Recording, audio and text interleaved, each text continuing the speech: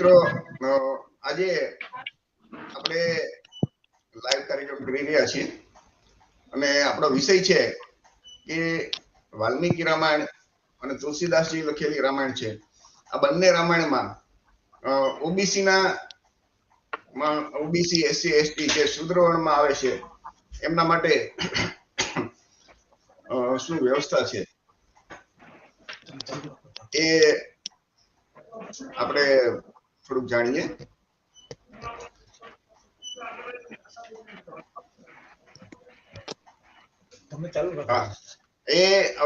મિત્રો આજે આપણી સાથે બે વક્તા છે. કૃષ્ણાબેન છે એ નિવૃત્ત શિક્ષક છે અને વલ્લભભાઈ કંટારિયા છે એ સામાજિક કાર્યકર છે.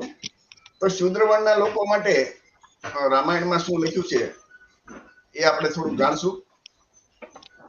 આ જો કાર્યક્રમનો જે મુખ્ય હેતુ છે ને એ આપણું જે ભારતનું બંધારણ છે ને ડોક્ટર બાબા સાહેબ આંબેડકરે લખેલું છે.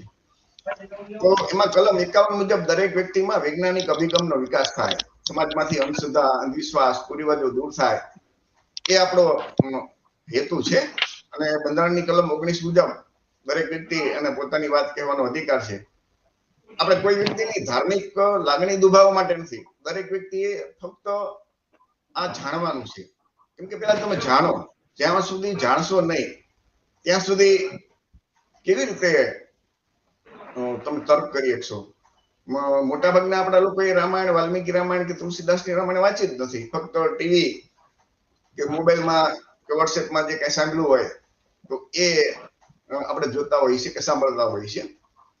તો સૌથી એક અગત્યનો પહેલો એક પ્રસંગ લઈ લઈએ કે ભગવાન રામે શા માટે એક કોઈ પણ જાતના હથિયાર વગરનો અને નિર્દોષ શૂદ્રવર્ણનો જે શંભુ હતા, વાલ્મીકી રામાયણ નો એક પ્રસંગ છે અને એ પ્રસંગ આપણે અત્યારે લોકોને સમજાવવાનો કે શા માટે એ હત્યા કરી. અને આપણી આ ઘરની વાત નથી, જે વાલ્મીકી રામાયણમાં લખ્યું છે ને એ જ આપણે જાણવાનું છે કે એનો શું વાંક હતો. શૂદ્રવર્ણ એ શંભુ હતા એટલે એનો મતલબ એમ થાય કે આજના જે ઓબીસી એસસી એસટી જે શૂદ્રવર્ણમાં આવે છે એમાંથી મોટા ભાગના તો એમના એ પૂર્વજ ગણાય ને વાલ્મીકી રામાયણ જો સત્ય હોય તો. એટલે એ એમની શા માટે ભગવાન રામે હત્યા કરી એ વાલ્મીકી રામાયણમાં જ લખેલું છે. તો આપણે એ જાણી લઈએ પેલા. તો વાલ્મીકી રામાયણમાં છે ને એ ઉત્તરકાંડમાં સર્ગ 73 થી 76 આ વાત લખેલી છે. એટલે કે ભગવાન રામ ને 14 વર્ષના વનવાસ પૂરા થઈ જાય પછી એ પોતાનો દરબાર ભરીને બેઠા હોય છે સિંહાસન ઉપર. એ વખતે બ્રાહ્મણો 5-6 બ્રાહ્મણ આવે છે અને એના હાથમાં એક 7-8 વર્ષના બ્રાહ્મણ બાળકનું શબ હોય છે અને એ આવી અને ફરિયાદ કરે છે. એ રાજસભામાં બ્રાહ્મણની ફરિયાદ આ જે વાલ્મીકી રામાયણનું આપણે બેઠી કોપી કરી અને ટૂંકમાં એનું જે ફોટો પાડી એની પીડીએફ બનાવીને તમારી સામે મૂક્યું છે. તો એ બ્રાહ્મણ મહાશય છે એ ફરિયાદ કરે છે કે રાજા રામ, તમારા પાપના કારણે, તમારા રાજ્યમાં કઈ પાપ ચાલે છે એના કારણે આ મારા બાળકનું મૃત્યુ થયું. બાકી રામ રાજ્યમાં કોઈ યુવાન બાળકનું તો મૃત્યુ થાય જ નહીં. એટલે એ ભગવાન રામ છે એ વિચારે છે કે આમ કેમ થયું. તો એ એમના જે ગુરુ હતા વશિષ્ઠ, નારદ ભગવાન, એ બધાને બોલાવે છે અને આ દરબારમાં જેટલા બુદ્ધિશાળી લોકો હતા એ બધા ભેગા થઈ અને ભગવાન રામ એમને કહે છે કે તમે બધા સમજાવો મને કે આ કેમ આવી રીતે થયું. આ રામ રાજ્યમાં તો ખરેખર આવું થવું જ ન જોઈએ. તો અકાળે મૃત્યુ કેવી રીતે થયું. એટલે બ્રાહ્મણ તો એ બહુ ક્રોધમાં એમ બ્રાહ્મણ મહાશય હતા અને ખૂબ એમ શાપ દેવાના પેલા એના હતો કે હું શાપ આપી દઉં કે આમ કેમ થયું એમ કે તમારા પાપના કારણે જ આવું થયું. એટલે બ્રાહ્મણ બાળકનું જે મૃત્યુ કાઢવા માટે બધા લોકો વિદ્વાન લોકોએ મંત્રણા કરી. તો એમાં કોણ કોણ હતા તો જે વાલ્મીકી રામાયણમાં લખ્યું છે કે ભાઈ વામદેવ, કાશ્યપ, કાત્યાયન, જાબાલી, ગૌતમ, દેવર્ષિ અને નારદ પણ આવ્યા. એટલે આ બધાએ એ ભેગા મળી અને એક મંત્રણા કરી અને એનું કારણ આપ્યું કે શા માટે. તો એમને કીધું કે એ કારણ આપ્યા પછી, એને જાણ્યા પછી એમણે ભગવાન રામને કીધું કે જો ત્રેતા યુગમાં, સતયુગમાં તો ફક્ત બ્રાહ્મણોને ભણવાનો અધિકાર હતો. પછી ત્રેતા યુગમાં કે ભાઈ જપ ને તપ કરવાનો ક્ષત્રિયોને પણ અધિકાર મળ્યો. પછી દ્વાપર યુગમાં બ્રાહ્મણ, ક્ષત્રિય, વૈશ્ય ત્રણને મળ્યો, ત્રણેયને અધિકાર મળ્યો. અને કલિયુગમાં શૂદ્રોને પણ મળ્યો. એટલે કે બ્રાહ્મણ, ક્ષત્રિય, વૈશ્ય અને શૂદ્ર ચારેને અધિકાર મળ્યો. હકીકતમાં તમે જો તો ત્રેતા યુગની વાત છે, પણ તો એમાં દ્વાપર યુગ ને કલયુગની ક્યાં વાત આવી.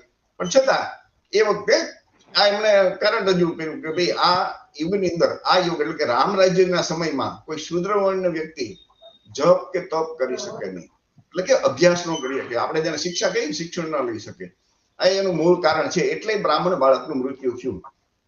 એટલે તો ભગવાન રામ એમ કહે છે કે ભાઈ તો એના માટે શું કરવું. એટલે જે વિદ્વાન બધા હતા, એના ગુરુ અને નારદ ભગવાન ને આ બધા એમ કીધું ભાઈ તો તમારે એક કામ કરવું પડે, શૂદ્રને ગોતવો પડે અને એને દંડ દેવો પડે, એટલે કે એનો વધ કરવો પડે. એટલે ભગવાન રામ છે એ પોતે પુષ્પક વિમાન લે છે અને ધનુષ્ય બાણ કાયમ માટે એની સાથે હોય, પણ તલવાર પણ તે દિવસે સાથે લઈ લે છે અને એ નીકળી પડે છે શોધવા માટે. આવી રીતે પુષ્પક વિમાનમાં બેસી અને ભગવાન રામ છે એ શૂદ્રવર્ણની વ્યક્તિને શોધવા માટે નીકળી પડે છે. તો જંગલની અંદર એક ઝાડ નીચે એક વ્યક્તિ બેઠો હતો શાંતિથી અને એ જપ તપ કરતો હતો. ટૂંકમાં જેને તપ કહેવાય ને, અથવા આકરી તપસ્યા એ કરતો હતો.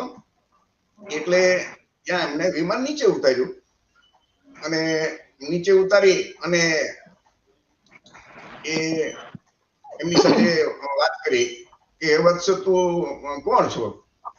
તો કે હું શંભુક છું. તો કે તારો કયો વર્ણ છે.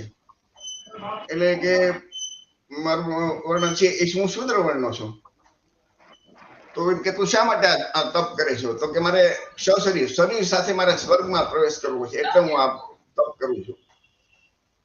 એટલે ભગવાન રામ છે એને કહે છે કે તને ખબર નથી કે શૂદ્ર વર્ણના લોકોને જપ તપનો અધિકાર નથી. એટલે આ એટલું વાત કરી અને જેવું એમને કીધું કે મારું નામ શંભુક છે, મને હું શૂદ્ર વર્ણનો છું, આ સાંભળીને પછી ભગવાન રામે એ તલવાર કાઢી અને તલવારથી એનું માથું કાપી નાખ્યું. આવું રામાયણ, વાલ્મીકી રામાયણમાં લખેલું છે. એનું મસ્તક છે એ ધડથી કપાય અને જુદું નીચે જમીનમાં પડ્યું. એ વખતે આકાશમાંથી દેવતાઓએ બધા દેવતાઓએ ભગવાન રામ ઉપર ફૂલની વૃષ્ટિ કરી કે રાજા રામ, તમે આજે એક શત્રુનો નાશ કરીને ઉત્તમ કામ કર્યું છે. એટલે તો ઇન્દ્ર, અગ્નિ સહિત દેવતાઓએ ભગવાન રામ પર સુગંધિત ફૂલોની વર્ષા કરી અને બોલ્યા કે રાજા રામ, તમે આજે શત્રુનો નાશ કરીને ઉત્તમ કામ કર્યું છે. હવે એ સમયે તમે વિચાર કરો કે એ જ સમયે આજે સભા હતી અંદર, પછી ભગવાન રામે એમ કીધું કે આવું સરસ મજાનું કામ કર્યું છે તો મને કઈક આશીર્વાદ આપો અને મને વરદાન આપો. એટલે બધા દેવતાએ વરદાન આપ્યું કે શું તમે માંગો. તો કે બ્રાહ્મણ બાળક છે એ જીવતો થાય. તો દેવતાઓએ કીધું કે તો તમે જયારે વધ કર્યો ને ત્યારે જ એ જીવતો થઈ ગયો છે, બ્રાહ્મણ બાળક ત્યાં. એવી રીતે આખી એની કથા છે, આ વાલ્મીકી રામાયણમાં લખેલી છે. અત્યાર સુધીના ઇતિહાસમાં કોઈ કથાકાર આ વાત નહીં કરતા હોય કે શૂદ્ર વર્ણના લોકો આ સાંભળે કે ભાઈ આ તો રામ રાજ્ય આવે તો અમારે એમ કે ભાઈ કઈ ભણવાનો, શિક્ષા લેવાનો જ અધિકાર નથી, જપ તપ કરવાનો અધિકાર નથી અને અમારી તો હત્યા થાય. એટલે તમે જોજો ને કોઈ કથાકાર આ વાત નહીં કરે. તો આ એક પેલો એક પ્રસંગ આપણે લીધો. આ એમાં પૂરેપૂરું આની સાથે મેં તમને જોયું પીડીએફ હું દેખાડું છું કે ભાઈ તમને ખ્યાલ આવે કે શું છે. તો આપણી સાથે કાશ્મીર કૃષ્ણાબેન છે, એ નિવૃત્ત શિક્ષિકા છે. વિચાર કરજો કે આ જીવન જેમને અત્યાર આટલા સુધી બાળકોને ભણાવ્યા, આટલું બધું જ્ઞાન લીધું, તો એ આપણે એમને પૂછીએ કે કૃષ્ણાબેન, તમે આ પ્રસંગને કેવી રીતે મૂલવો છો અને આજના શૂદ્ર વર્ણના જે મોટાભાગના ઓબીસી, એસસી અને એસટી લોકો જે શૂદ્ર વર્ણમાં આવે એમને તમારો શું સંદેશ છે. કૃષ્ણાબેન, તમે તમારી વાત કરજો. હા, મારો કહેવાનો મતલબ એમ છે કે એવું કયું કારણ હતું જે શુદ્ધ શંભુ દાદાને મારી નાખવામાં આવ્યા? તો એ વખતે એ સમયે જે સામાજિક અસમાનતા હતી, અસમાનતા એમાં બ્રાહ્મણને ભણવાનું, બ્રાહ્મણોને જ ભણવાનો અધિકાર, બાકી કોઈને ભણવાનો અધિકાર નહીં. એને જ જ્ઞાન મેળવવાનો અધિકાર, એને જ તપ કરવાનો અધિકાર. જ્યારે બીજા અન્ય જે જાતિ હતી, જે અન્ય બ્રાહ્મણ સિવાયની જાતિ હતી, એને કોઈ જાતના ભણવાનો કે કોઈ જાતનો અધિકાર નહોતો. તો ત્યારે શંભુકને જ્યારે મારી નાખે, કૃષ્ણાબેન તમને એક વાત કરું વચ્ચે કે તમારે બેકગ્રાઉન્ડ અવાજ આવે છે, બીજા કોઈ વાત કરતા હોય ને એનો અવાજ આમાં પકડાઈ જાય છે, એટલે કોઈને કહેજો અવાજ ન કરે. હા, હું બાણું જ બંધ કરી દઉં. કે પછી હા, તમે હવે બોલતા કહું છું કે જો બ્રાહ્મણ સિવાયના કોઈને ભણવાનો અધિકાર નહીં, જ્ઞાન મેળવવાનો અધિકાર નહીં, એટલા માટે શંભુકને મારી નાખવામાં આવ્યા. અસમાનતા હતી. અસમાનતા એટલે કે કોઈ પણ જાતનો અધિકાર નહીં. તો અધિકાર હંમેશા સમાન બધાને મળવો જોઈએ. કોઈ એક જાતિને મળે એ માનવતાની દ્રષ્ટિએ ખોટી વાત છે. તો આપણે જ્યારે માણસ છીએ તો દરેક માણસને સમાનતા મળવી જોઈએ. તો આ રીતે જ્યારે જાતિવાદ હશે, જ્યારે અત્યારથી નહીં, આ રામની તો કાલ્પનિક વાર્તાઓ છે, કાલ્પનિક, અને એમાં પણ જો આવા અસમાનતા હોય, અસમાનતાના કારણે જો એને મારી નાખવામાં આવતા હોય, તો વિચાર કરો કે આપણે જાતિવાદ આપણને કેટલું બધું નુકસાન કરતું હોય. જાતિવાદને કારણે આપણા જે સમાજ છે, ખરેખર તો આપણે જ અહીંયાના ભારતના બહુજન છીએ, આપણે જ અહીંના છીએ, છતાં જો આપણને આવી રીતે જ્ઞાન મેળવવા માટે જો મારી નાખવામાં આવે તો કેટલો બધો અન્યાય અને શોષણ થાય છે આપણા માટે, સમાજમાં. જો શોષણ જ આપણે સહન કરવાનું, તો આપણે શોષણ સહન કરીએ છીએ, છતાં આપણને ખબર નથી કે આપણે અન્યાય સહન કરીએ છીએ, છતાં ખબર નથી કે આને જાતિવાદને કારણે આપણે એક માનવ તરીકે આપણી કોઈ પણ ગરિમા નથી. માનવ એક માણસ છે, એક માનવ છે, એ બીજા માણસની સાથે જ્યારે ભેદભાવ કરે ત્યારે એ જાતિવાદને કારણે માનવતા મરી ગઈ કહેવાય. તો આપણે માનવતાને કારણે જો સમાજની અંદર સમાનતા લાવવી હોય તો સમાનતાને આપણે પહેલા જ મહત્વ આપવું જોઈએ. સમાનતામાં કોઈ નાનું નહીં, કોઈ મોટું નહીં, કોઈ ઊંચ નહીં, કોઈ નીચ નહીં. તો રામ જેવા ભગવાન હતા. જો આપણે એને ભગવાન કહીએ છીએ તો ભગવાનને તો બધા સમાન જ હોવા જોઈએ ને. એમણે એવું શું કામ કરવું જોઈએ? કોઈ બ્રાહ્મણનો પુત્ર મરી જાય તો કોઈ પુત્ર મરવાથી આ જાતિવાદ કોઈ જ્ઞાન લે છે, નાની જાતિના કોઈ લોક જ્ઞાન લે છે, એના કારણે બ્રાહ્મણ મરી જાય, એ તો કઈક વિચિત્ર ઘટના અથવા વિચિત્ર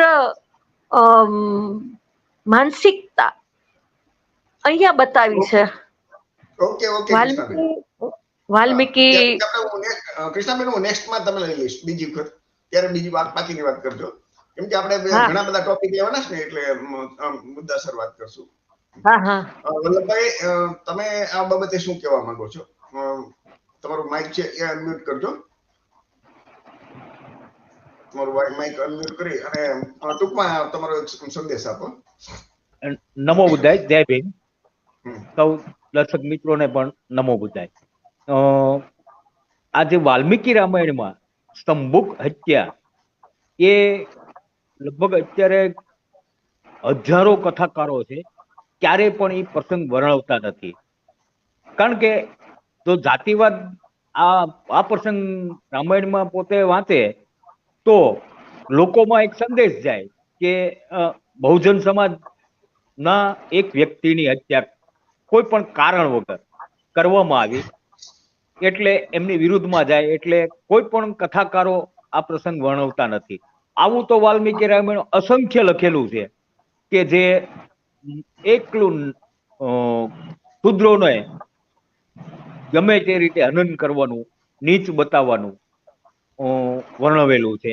અને લગભગ ભારતની અંદર કોઈ પણ કથાકાર વાલ્મીકી રામાયણ વાંચતા નથી, કારણ કે આવું બધું વાંચે તો એમના ભક્તોમાં કમી આવે, એમને જે ડોનેશન ફંડ મળે એ ફંડ ના મળે.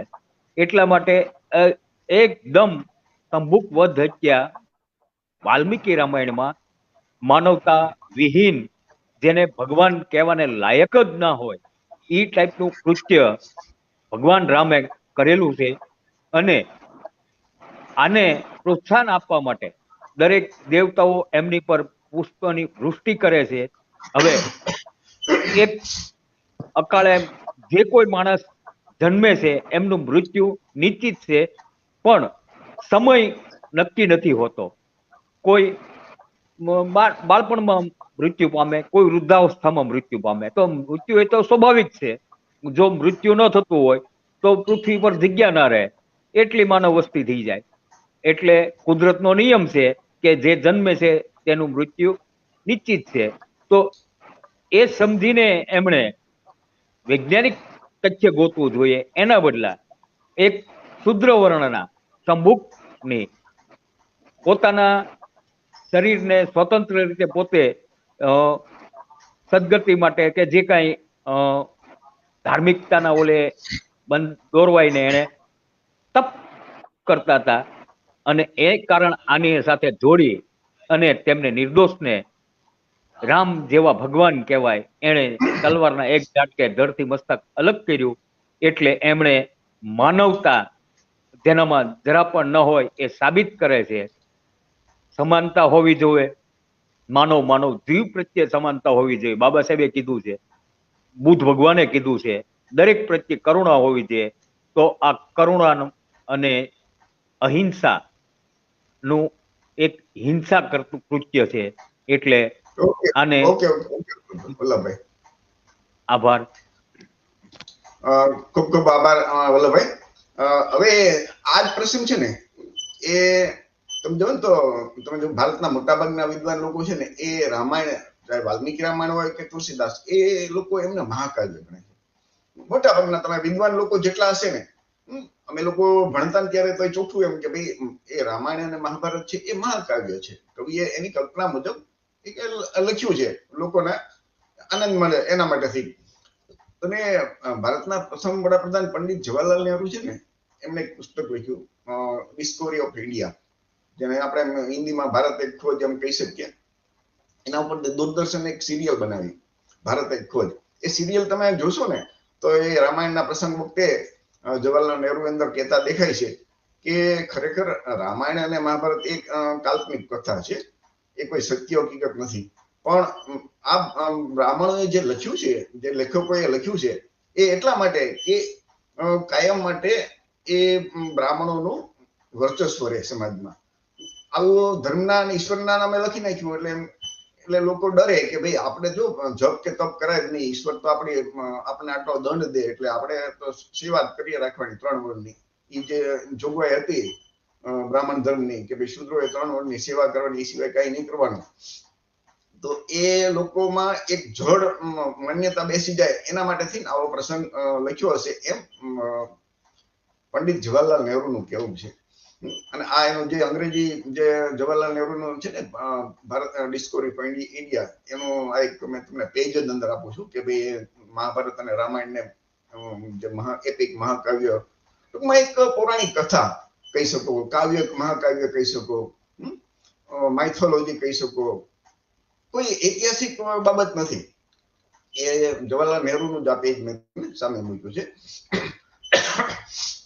ઉપરાંતમાં વાલ્મીકી રામાયણની અંદર છે ને એ ગૌતમ બુદ્ધ એના વિરુદ્ધ પણ લખેલું છે. આ એનો શ્લોક છે, અયોધ્યા કાંડ સ્વર્ગ 109 શ્લોક 33.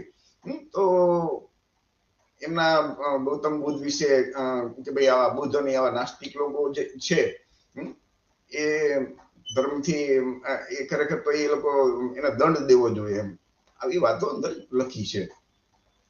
એટલે એનો મતલબ એમ થાય કે વાલ્મીકી રામાયણની અંદર જો ગૌતમ બુદ્ધને અથવા તો નાસ્તિક લોકોને માટે આવું ચારવાક માટે પણ આવું લખ્યું હોય તો એનો સીધો મતલબ થાય કે વાલ્મીકી રામાયણ છે એ ગૌતમ બુદ્ધના સમય, કેમ કે ગૌતમ બુદ્ધનું ક્યારે જન્મ ક્યારે મૃત્યુ થયું એ કેસ મોજૂદ છે, એ કોઈ કલ્પના નથી.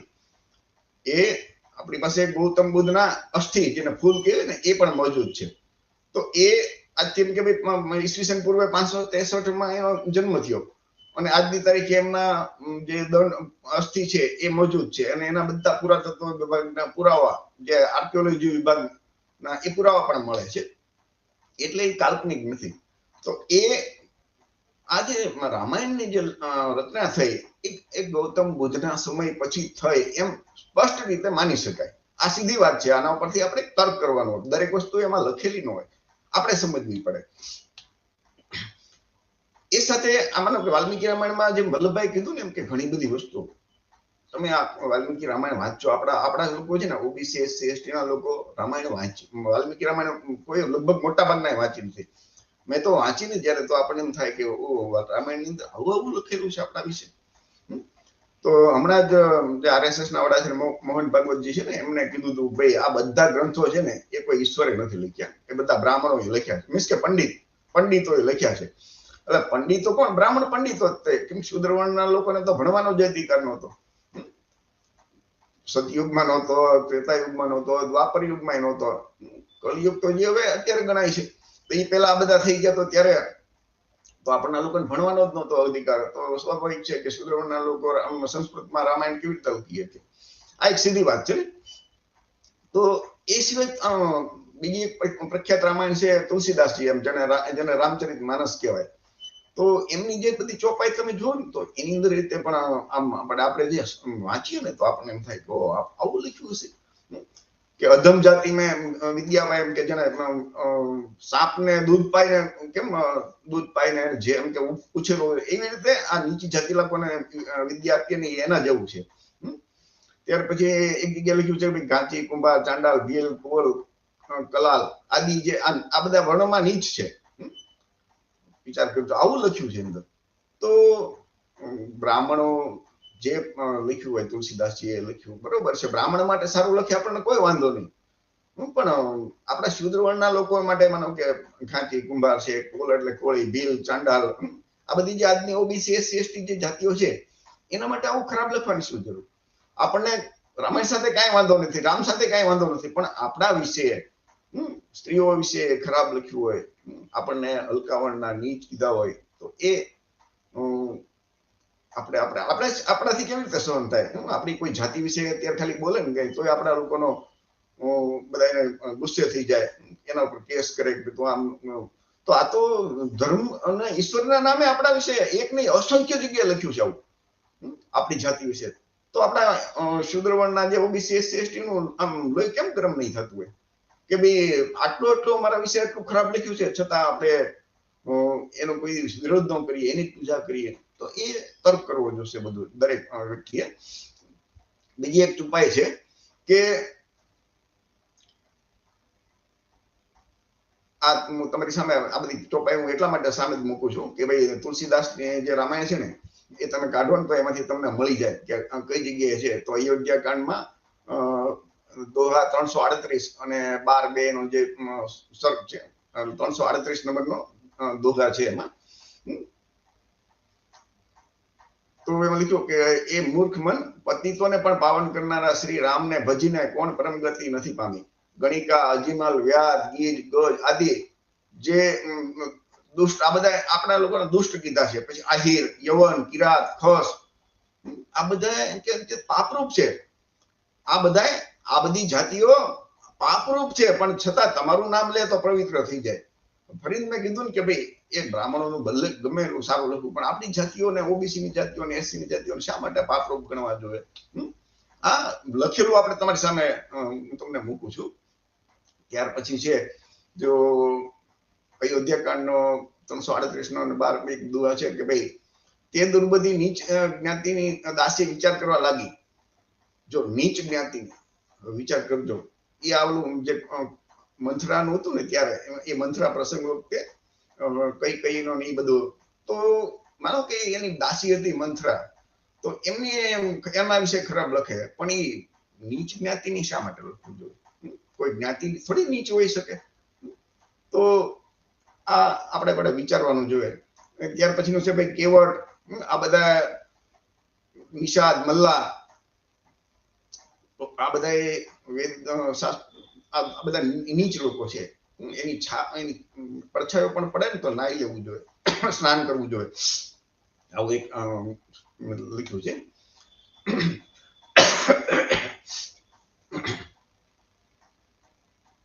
કપટી, કાયર, કુમતી જાતિ, આવું બધું આપણા માટે લખે. વિચાર તો કરો છો તમે કે આપણે શા માટે સ્વીકારી શકીએ? એક જગ્યાએ એક છે આ જે ચોપાઈ છે ને એમ આપણને આમ ગળે ન ઉતરે છે કે ભાઈ કાણા, લંગડા અને કુબડા, કુટીલ અને કુંચાલી અને સ્ત્રી અને દાસ, એમાં દાસી, આ બધા છે ને એ કુટીલ લોકો હોય છે. વિચાર તો કરો.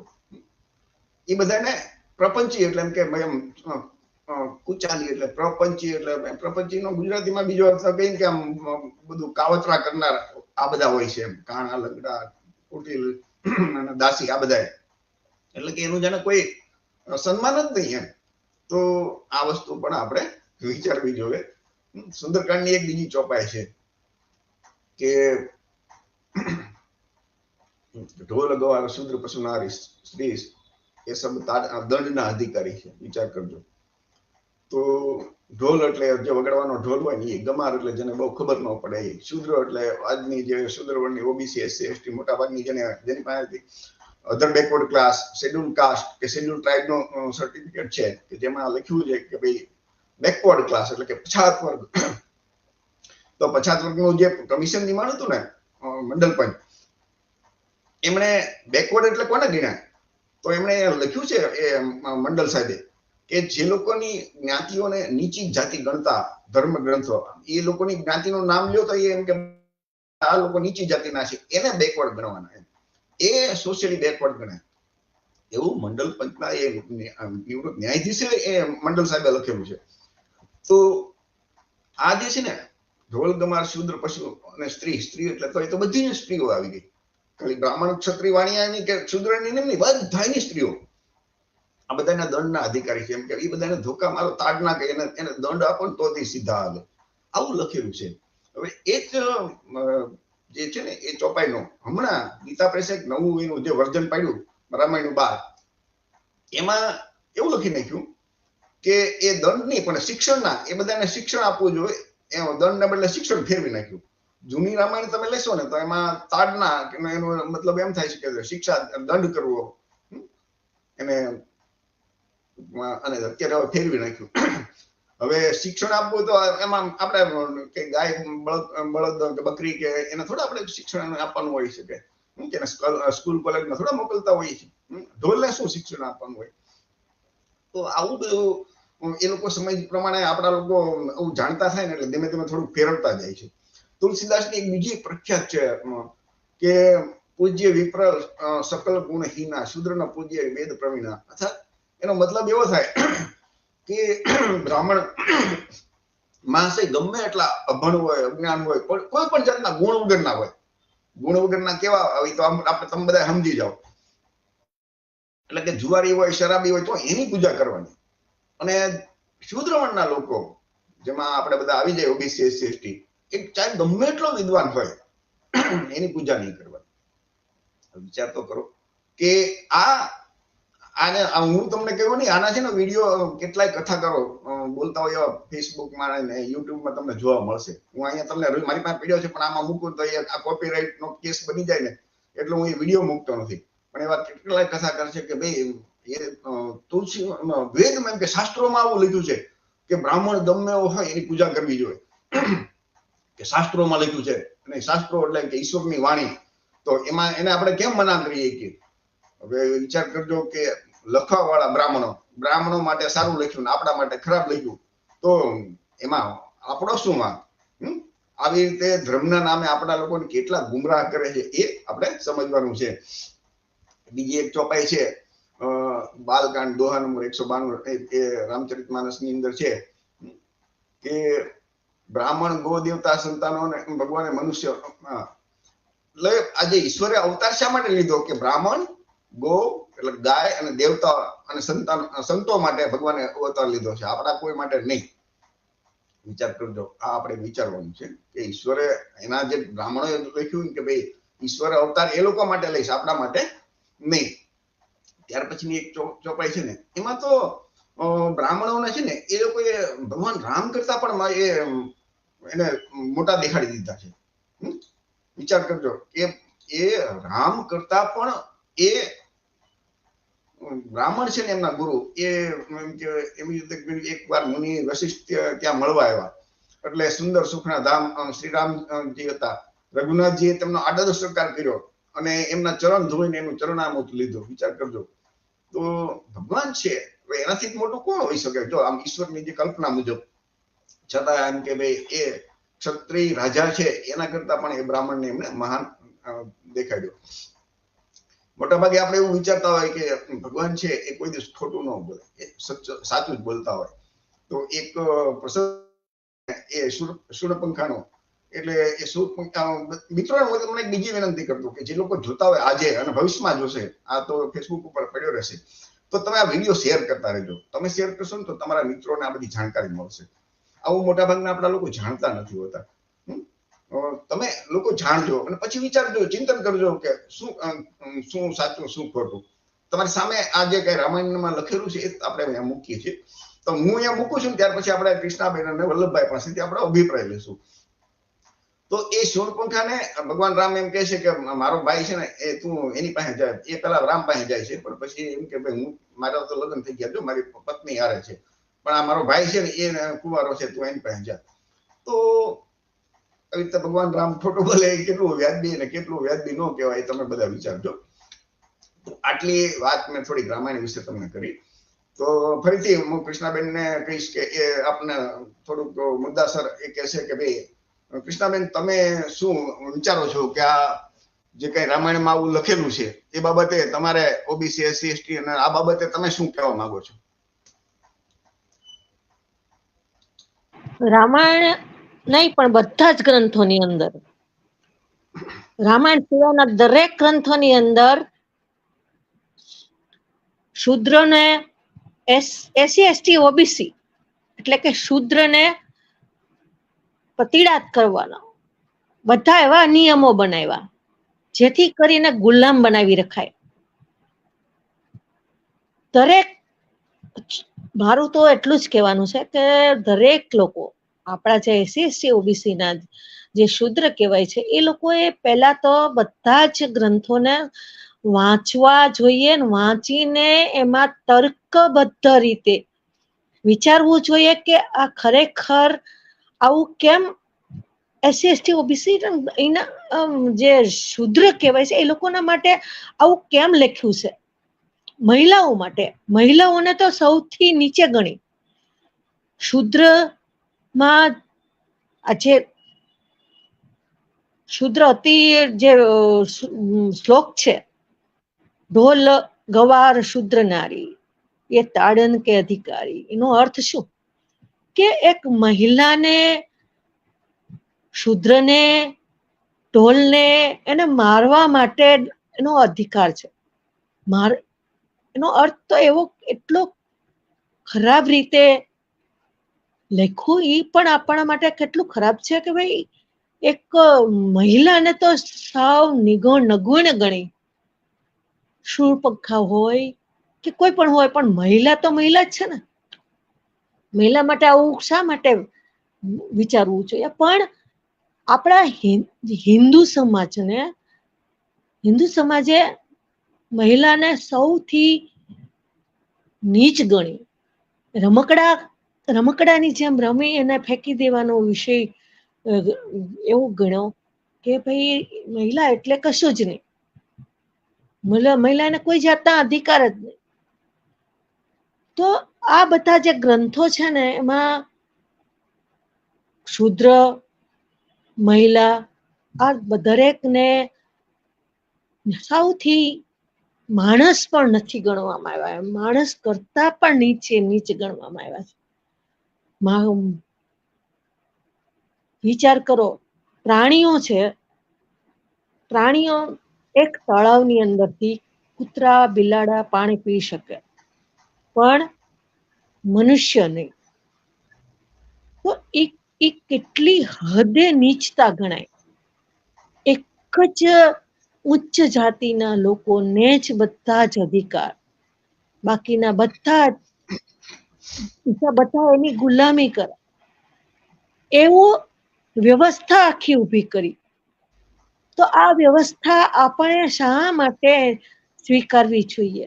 જે આપણને નુકસાનકારક છે, જે આપણને શોષણ કરે છે, જે આપણે અન્યાય કરે છે, તો એવા જે વ્યવસ્થાને આપણે નકારવી જોઈએ કે ભાઈ અમે માણસ છીએ, આપણે માણસને બધા માણસો સમાન હોય તો દરેકને આવા કોઈ એકને અન્યાય કરતા અને એકને સૌથી બધી જ જાતના અધિકારો મળે એવું તો ન જ હોય ને. પણ ઓકે કૃષ્ણાબેન. હા ઓકે કૃષ્ણાબેન, ઓકે હું નેક્સ્ટમાં તો લઉં છું, પછી ત્યાર પછી વાત તમારે કરાવું છું. તો મિત્રો, કૃષ્ણાબેને સરસ મજાની વાત કરી આપણને. હવે આપણે એ વિચારીએ કે આપણી સાથે વલ્લભભાઈ પણ છે. વલ્લભભાઈ, ટૂંકમાં તમે થોડીક તમારી વાત કરજો. તમારું માઇક અનમ્યુટ કરજો અને તમે ટૂંકમાં ખાલી કહી દેજો કે તમે આ બાબતે શું કહેવા માંગો છો. દરેક ધર્મ ગ્રંથો, મારો અવાજ આવે છે? આવે છે અવાજ આવે છે. દરેક ધર્મ ગ્રંથની અંદર માત્ર ને માત્ર શુદ્ર સમાજ એટલે કે જે ભારતનો બહુજન સમાજ, તેમને હલકા ગણવાના, નીચ ગણવાના, મારવાના, અધમ કીધા. તેમને કોઈ પણ સત્તામાં હિસ્સેદારી નહીં.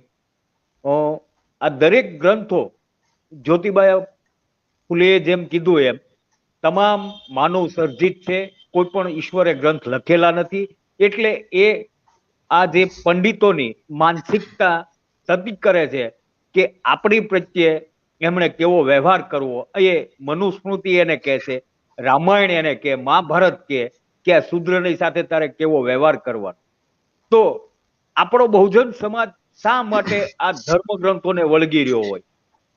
એક તો પેલું તે સીધું ચાલુ થાય કે વાલ્મીકી જે છે, મહર્ષિ વાલ્મીકી, એમને એવો શુદ્ર ગણે છે કે જે આપણા સમાજમાંથી આવતા એસટી સમાજના લોકો કે દેશની સ્વચ્છતાનું કામ કરે, એમને સાથે જોડ્યા.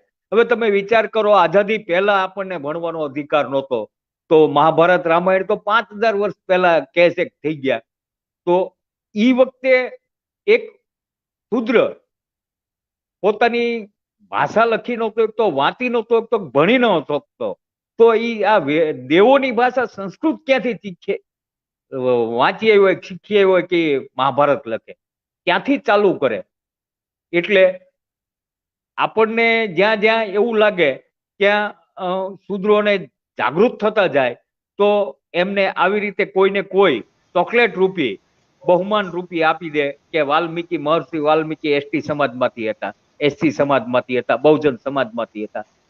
આવી જ રીતે હમણાં ગીતા પ્રેસ ગોરખપુરે કીધું એમ, ઢોલ ગવાર પશુ શુદ્ર નારી સકલ તાળના કે અધિકારી.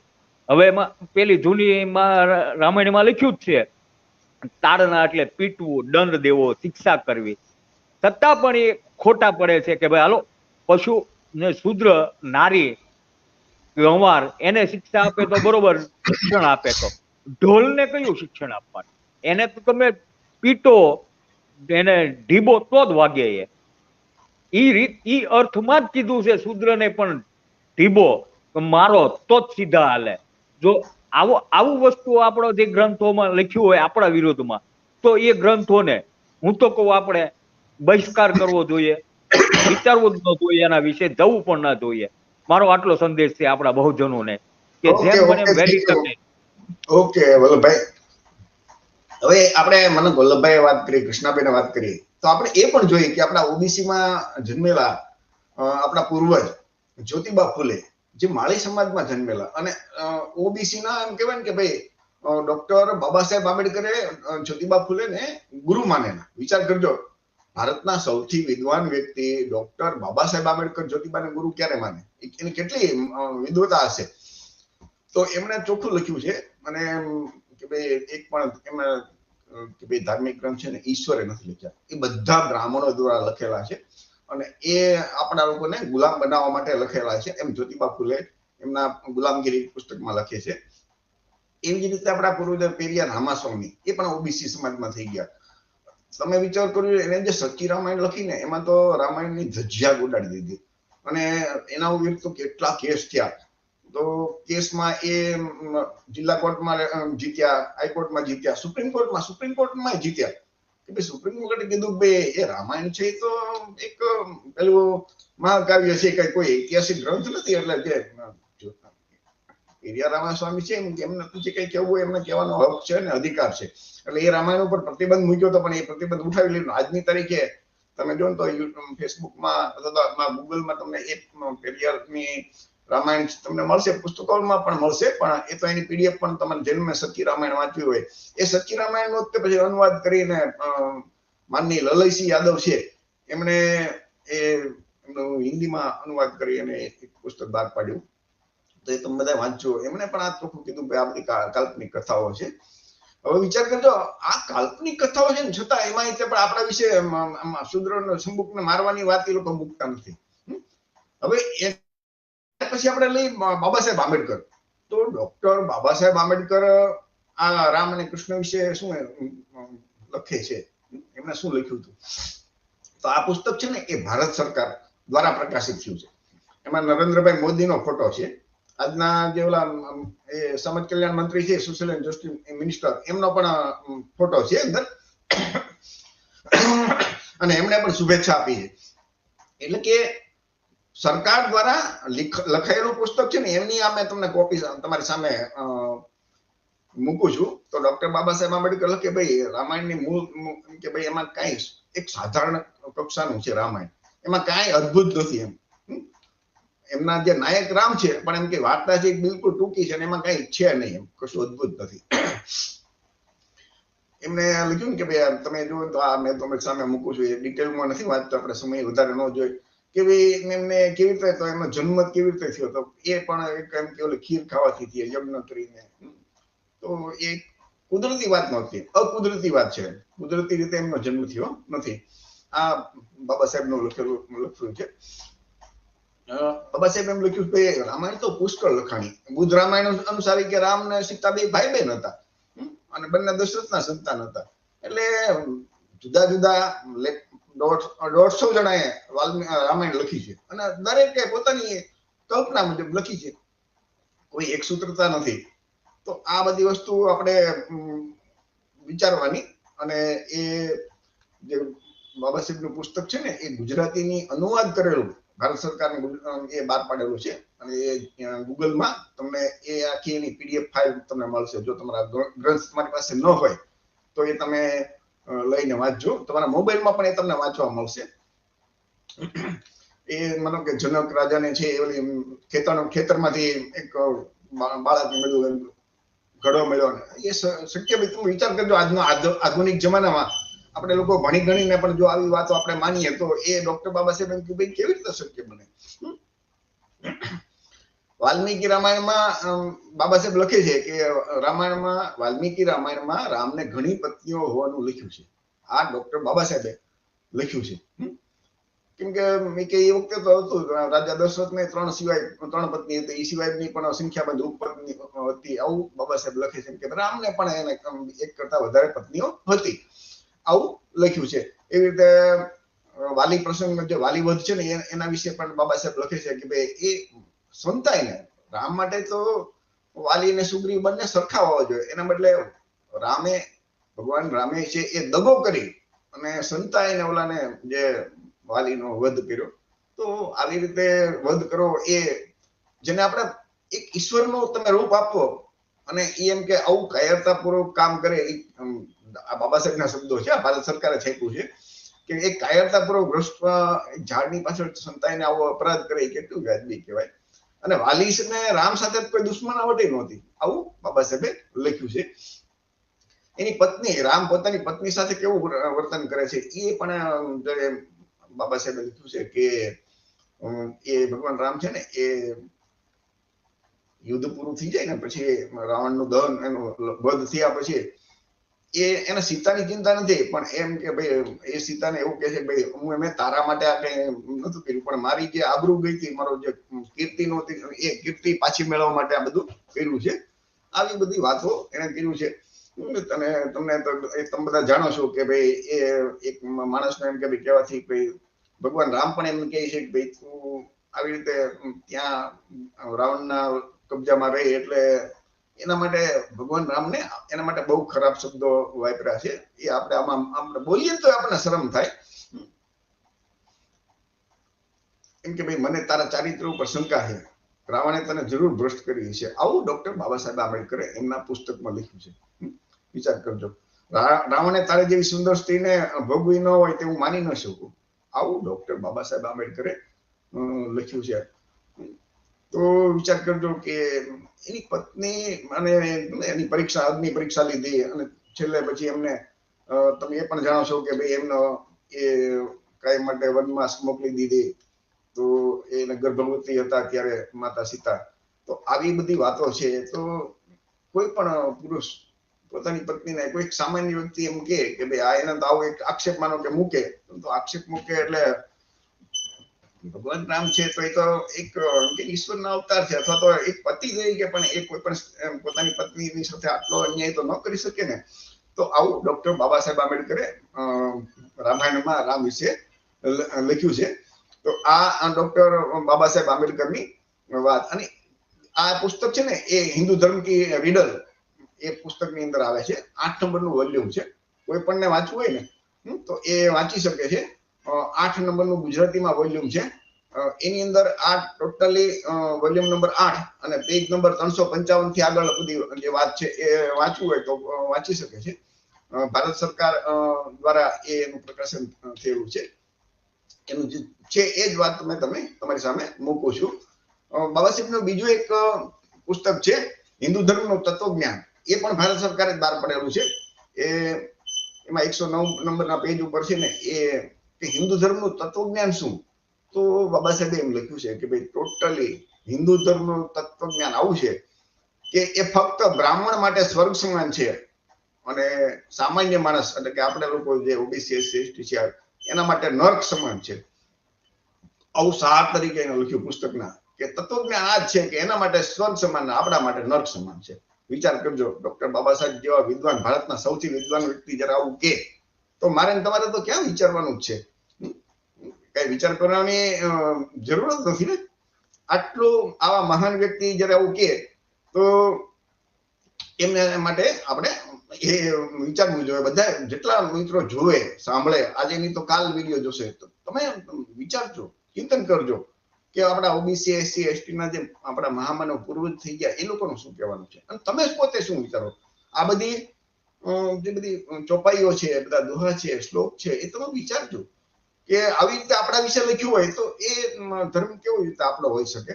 બીજું એક વાલ્મીકી રામાયણ વિશે છે કે ભાઈ વાલ્મીકી એ ભંગી જાતિમાં જન્મ્યા હતા. એવી રીતે કોળી સમાજના લોકો પણ મહારાષ્ટ્રના કોળી સમાજ છે ને મહાદેવ કોળી, એ લોકો વાલ્મીકી જયંતિ ઉજવે છે અને એમ વાલ્મીકી એમ કે અમારા સમાજમાં જન્મ્યા હતા અને એમણે એ રામાયણ લખ્યું છે. એવી રીતે ભંગી જાતિના લોકો ભાઈ વાલ્મીકી અમારામાં એમણે રામાયણ લખ્યું હતું. વલ્લભભાઈ જે વાત કરી ને એમ કે ભાઈ હવે શૂદ્રોને તો ભણવાનો જ અધિકાર નહોતો, આવું રામાયણ લખી કેવી રીતે અને માનો કે લખ્યું. હું તમને ખાતરી આપું છું કે શૂદ્ર વર્ણની જો એ કોઈ પણ વ્યક્તિ રામાયણ લખે ને તો શૂદ્ર વિશે આટલું ખરાબ ન લખે. શૂદ્ર સંબુકની હત્યા ન કરાવે. વાર્તા લખે ને તોય તે હજી સુધી હોય કે શૂદ્ર મેં નથી જોયો કે એ વાર્તા લખી હોય ને ખાવ કાલ્પનિક કથા, તો એ વાર્તામાં તે શૂદ્ર માટે આટલું ખરાબ લખે, એવું શક્ય જ નથી. એવી રીતે વામન મેશ્રામ છે ને, એમનો એક વિડીયો છે, એટલે એ તો ચોખ્ખું કહે છે કે હું નથી કહેતો રામ કાલ્પનિક છે. પંજાબના એક જજનું એને જજમેન્ટ આપ્યું છે કે એમણે કીધું કે ભાઈ વાલ્મીકી એ બ્રાહ્મણ હતા, એ વાલ્મીકી નહોતા કોળી કે નહોતા ભંગી, એ બ્રાહ્મણ હતા.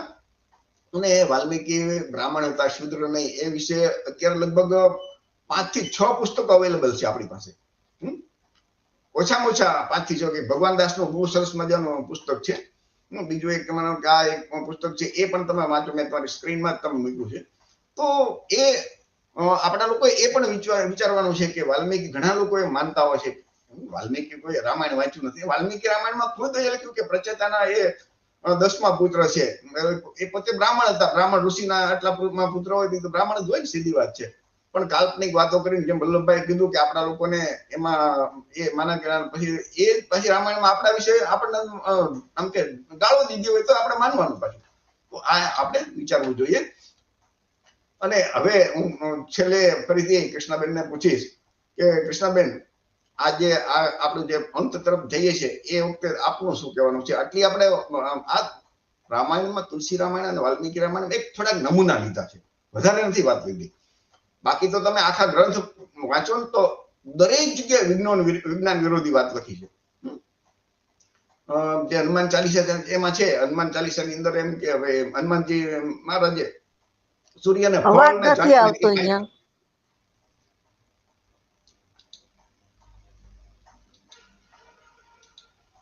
એ હનુમાનજી મહારાજ એ સૂર્યને એક ફળ જાણીને ખાઈ ગયા, આવી બધી વાતો લખી છે. તો કૃષ્ણાબેન, તમારે શું કહેવાનું છે? તમારું માઇક અનમ્યુટ કરજો. કૃષ્ણાબેન, તમારું માઇક મ્યુટ છે, એ અનમ્યુટ કરજો. કૃષ્ણાબેન વરમોરા, તમારું માઇક અનમ્યુટ કરજો, તમારું માઇક બંધ છે. હેલો, કૃષ્ણાબેન આ બોલો, હવે તમારે શું કહેવાનું છે આ બાબતે? આ પ્રશ્ન ફરીવાર કરો તો મને એ નથી સમજાણો. નહીં, આ બાબતે પ્રોગ્રામ માનો કે વાલ્મીકી એ બ્રાહ્મણ હતા, એ શૂદ્ર નહોતા, ભંગી નહોતા કે કોળી નહોતા, એ સિવાય બધી ચોપાઈઓ, આ બધી વાતો આપણા મહામાનવ ડોક્ટર બાબા સાહેબ આંબેડકરે જે કીધું એ બાબતે તમારું શું કહેવું છે? હા, એમાં એવું છે કે બ્રાહ્મણો બહુ ચાલાકી કરે છે દરેક વસ્તુમાં. જ્યારે એવું બને કે આ હિન્દુત્વ જે એ લોકો આગળ વધારે છે ને, એમાં જયારે કમી આવવા માંડે એને એવું લાગે કે લોકો જાગૃત થવા માંડ્યા છે, અને જાગૃતિ જો વધશે તો અમારું બ્રાહ્મણોનું મહત્વ ઘટી જશે.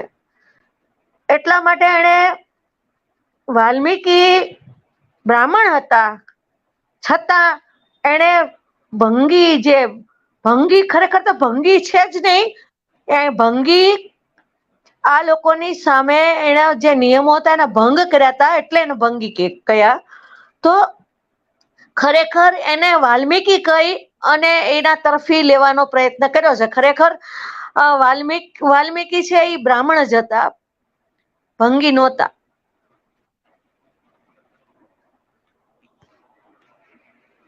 હેલો હેલો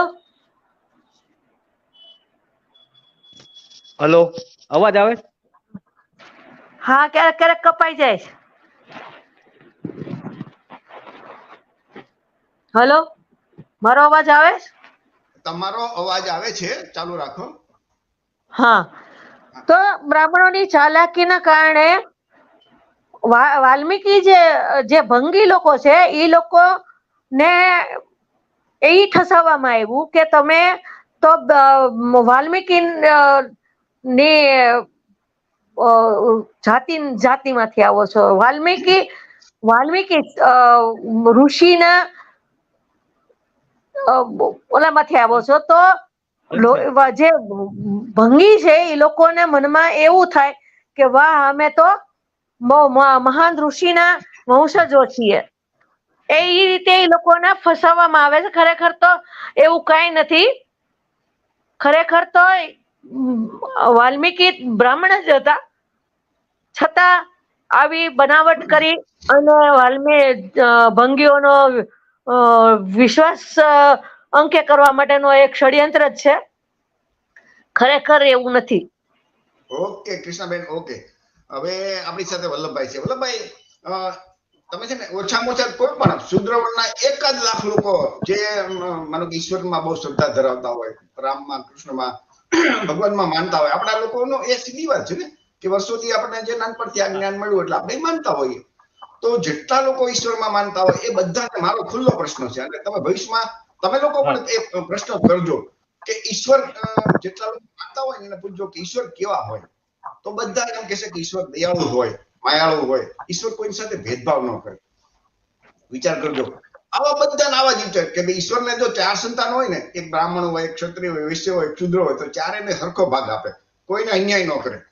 તો જો આપણે બધા ઈશ્વરના સંતાન હોઈએ તો આ બધા ધાર્મિક પુસ્તકોમાં તમે વેદ લ્યો, પુરાણ લ્યો, ગીતા લ્યો, ભાગવત પુરાણ લ્યો, વિષ્ણુ પુરાણ લ્યો, મનુસ્મૃતિ લ્યો, આ બધા શાસ્ત્રોમાં ફક્ત બ્રાહ્મણ શ્રેષ્ઠ અને શૂદ્ર સૌથી વધારે નીચ, નાલાયક, હલકા વર્ણ. આવું શા માટે? તો એ સમજાઈ જશે તમને બધાને કે આ કોઈ ગ્રંથ ઈશ્વરે નથી લખ્યા. આ બધી કપટ લીલા એ બ્રાહ્મણ પંડિતોની છે. આટલું બરોબર સમજી લેવાનું કે એક પણ ધાર્મિક ગ્રંથ આપણા મહામાનવ કઈ ગયા છે. અને હમણાં તો આરએસએસ ના ભાગવતોએ પણ કીધું કે ભાઈ આ વર્ણ વ્યવસ્થા અને આ બધું કોઈ ઈશ્વરે બનાવ્યું નથી, એ તો બ્રાહ્મણ પંડિતોએ ઊભું કર્યું છે. તો વલ્લભભાઈ, તમારે આ બાબતે શું કહેવાનું છે? વલ્લભભાઈ કંટાળીયા. ખરેખર દેશની અંદર બ્રાહ્મણોનું વર્ચસ્વ 3% ટકી રહે, સત્તા તેમની પાસે રહે, એટલા માટે એ વર્ણ વ્યવસ્થાને વધુ ને વધુ મજબૂત કેમ ટકી રહે, એના માટે શુદ્ર વર્ણના લોકોને કોઈને કોઈ રીતે આવી લોલીપોપ આપતા હોય, બહુમાન આપીને એમને એના તરફી કરવા માટે વાલ્મીકી રામાયણ છે કે પટેલ સમાજ છે તો એને એમ કે તમે લવ કુશના વંશજ થવો, કુશના વંશજ થવો, આવી આપતા હોય. તો આજ મારો સંદેશ છે બહુજનોને કે આપ કોઈને કોઈ ભલે મોટા મોટા ગ્રંથો બાબા સાહેબના વોલ્યુમો 1000 પેજના હોય છે, ન વાંચો, પણ માત્ર ને માત્ર થોડા થોડા ઉપર સલાહ એમના નાના નાના પુસ્તકો પણ મળે છે. એ સાર લઈ એમાંથી આપણા વિશે શું લખ્યું છે એ દરેક બહુજનોએ અભ્યાસ કરવો જોઈએ. એમાં મનન ચિંતન કરો. ચીમનભાઈએ પણ પછાત સમાજનો ઇતિહાસ લખ્યો છે, તો એ વાંચશો તો પણ તમને ઘણું બધું એમાં સમજાઈ જશે. એક ખાલી પુસ્તક તમારું જીવન પલટી નાખશે. તો આ તકે દરેક બહુજનોને મારો સંદેશ છે કે આપણા મહાનુભાવો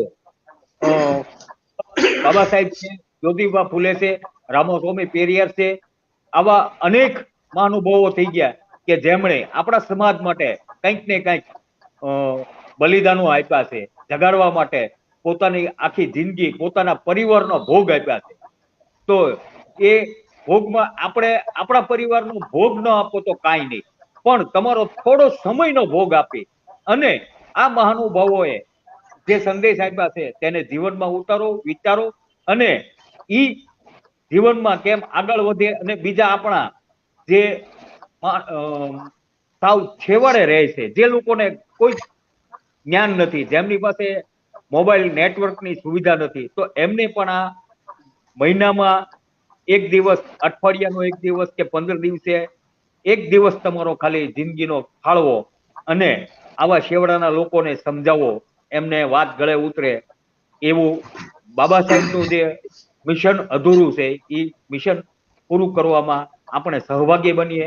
આ તકે એ બદલ આપ સૌને મારી વિનંતી છે. નમો બુદ્ધાય. જય ભીમ. મિત્રો, કાર્યક્રમ આપણે વધારે લંબાવો નથી. આજનો કાર્યક્રમ તમે બધાએ નિરાતે સાંભળ્યો, બરોબર છે? તમે બધા વિચારજો કે આપણે બધાએ શું કરવું જોઈએ. ડોક્ટર બાબા સાહેબે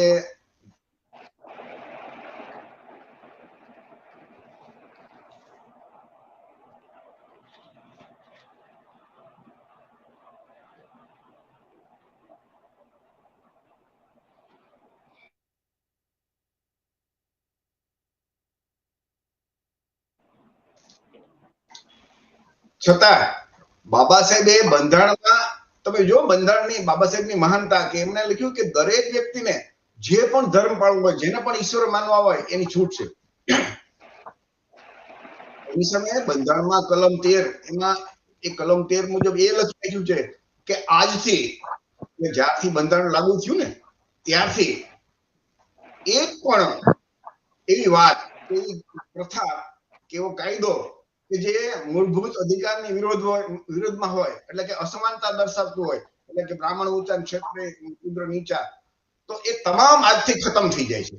તો એનો મતલબ તો એવું જ થાય તો હિન્દુ ધર્મના એક ગ્રંથ બચે એમ નથી.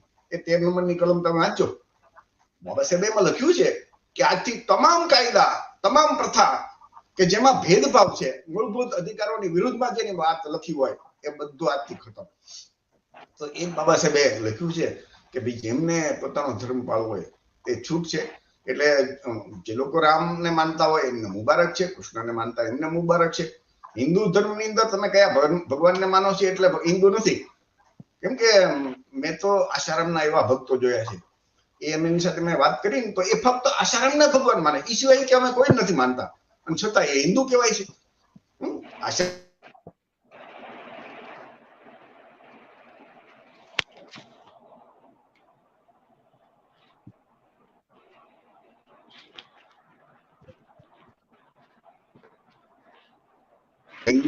હિન્દુ ધર્મનો પાયો એનો બેઝ, એનું હૃદય છે એ વર્ણ વ્યવસ્થા છે. તો અને વર્ણ વ્યવસ્થામાં આપણા ભાગે શું આવે છે એ આપણે વિચારવાનું. આપણા લોકો ઘણા એમ કે ભાઈ અમે તો ક્ષત્રિય છીએ, તો ક્ષત્રિય વિશે પણ કઈ વર્ણ વ્યવસ્થામાં લખ્યું, મનુસ્મૃતિમાં લખ્યું છે કે 100 વર્ષનો ક્ષત્રિય હોય ને અને સામે 10 વર્ષનો જો બ્રાહ્મણ બાળક હોય તો એ ક્ષત્રિય રાજા એના પિતા સમાન ગણવો. વિચાર કરી લે. આવું બધું, એવી તો ઘણી બધી એના ઉપર કેટલાક પુસ્તકો લખાણા છે ભાઈ, ક્ષત્રિયો વિશે શું શું હિન્દુ ધર્મના ગ્રંથોમાં એમાં પુસ્તકો લખાણા છે. આ બધું આપણા લોકો કોઈ જાણતા નથી. એટલે જ્યાં સુધી આપણે ગ્રંથો જાણ્યા નથી, વાંચ્યા નથી, તો બ્રાહ્મણોએ કીધું એટલે તો અત્યાર સુધી બ્રાહ્મણો કોઈ દિવસ આ શંભુક વધનો પ્રસંગ નહીં કહે. તો ફરીથી તમને બધા મિત્રોને, ઓબીસી SC ST ના જે મિત્રો જોવે છે, તમને બધાને એક જ વાત કહેવાની કે જે રામાયણ ગ્રંથની અંદર આપણા પૂર્વજ શંભુક દાદાની હત્યા ભગવાન રામે કરી, એ કાલ્પનિક વાત હોય તો કાલ્પનિક વાત, પૌરાણિક કથા હોય પૌરાણિક કથા, જે હોય એ સત્ય હકીકત તો ન જ હોય. સીધી વાત છે કે આવું કોઈ ન કરી શકે, ભગવાન તો ન જ કરે આવું કોઈ દિવસ. એટલે બ્રાહ્મણોએ જે કઈ કાલ્પનિક કથા લખી છે તો એને તમારે માનવી, રામાયણને માનવું ન માનવું એના નક્કી કરવાનો તમને અધિકાર છે. માણસને કોઈ કે એમ કરશે નહીં, વ્યક્તિને ખુદ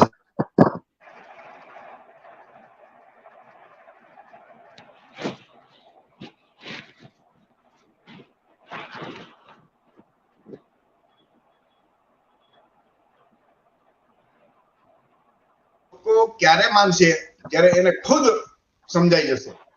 એટલે જ ગૌતમ બુદ્ધે કીધું કે અપદીપો ભાવ, એટલે કે તું જ તારો દીપક બન, તું કોઈને ગુરુ ના માન. તમે દરેક વાત છે એ તર્ક કરો, ચિંતન કરો, અને સમગ્ર માનવ જાત માટે યોગ્ય લાગે, કલ્યાણકારી લાગે તો માનો. તમે કોઈ દિવસ તમારે એમ કે ગૌતમ બુદ્ધે કીધું કે તમારો ઉદ્ધાર કોઈ દેવ, કોઈ દેવી, કોઈ ઈશ્વર કોઈ નહીં કરી શકે. તમારો ઉદ્ધાર ખુદ તમારે કરવો પડશે. એટલે જોનાર બધા મિત્રોને, સાંભળનાર બધા મિત્રોને વિનંતી કે તમે અમારી વાત માનતા નહીં, ફક્ત જાણકારી આપવા માટે છે. વિચાર તમારે કરવાનો છે, ચિંતન તમારે કરવાનું છે. શું માનવું ન માનવું એને તમે સ્વતંત્ર છો. ફરીથી આ કાર્યક્રમ આજે આપણે પૂરો કરીએ છીએ. જય ભીમ, નમો બુદ્ધાય, જય સંવિધાન. જય